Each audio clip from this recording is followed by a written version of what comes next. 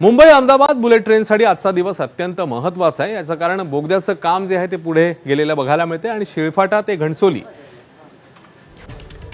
हा बोगदा आज पूर्ण झालेला आहे। कंट्रोल ब्लास्टिंग करण्यात आला आणि बोगद्याचा शेवटचा भाग तोडण्यात आला, ज्यामुळे घणसोली ते शिळफाटा बोगदा पूर्ण झाला। रेल्वे मंत्री अश्विनी वैष्णव यावेळी स्वतः उपस्थित होते।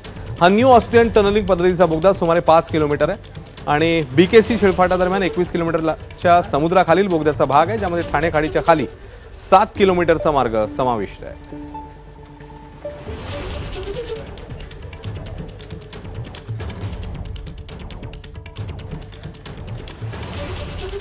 बुलेट ट्रेनच्या प्रगतीसाठी एक महत्त्वाचा टप्पा आज पार पडलेला आहे।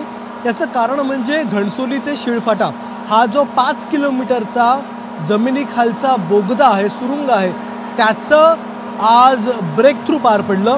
ब्रेक थ्रू म्हणजे काय, तर शिळफाटापासून ते घणसोलीपर्यंत एक बोगदा हा बनत आलेला होता आणि तो जो बोगदा आहे त्या बोगद्याचा शेवटचा भाग आज कंट्रोल ब्लास्टिंग करून तोडण्यात आला, पाडण्यात आला आणि त्याचमुळे घणसोली ते शिळफाटा हा 5 किलोमीटरचा बोगदा आता पूर्ण झालेला आहे।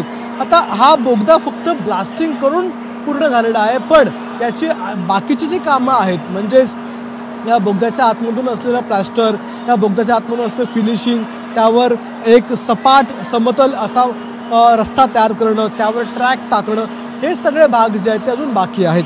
संपूर्ण भारतात महत्त्वाची शहरं जोडण्यासाठी बुलेट ट्रेन ही तयार होणार आहे, मात्र त्याला खूप मोठा अवधी आहे।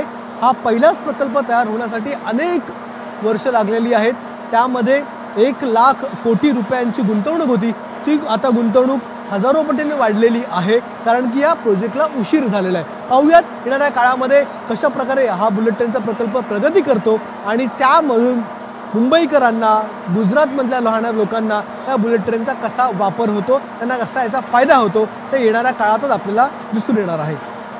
कॅमेरामॅन अरविंदसह अक्षय भाटकर, एबीपी माझा, ठाणे।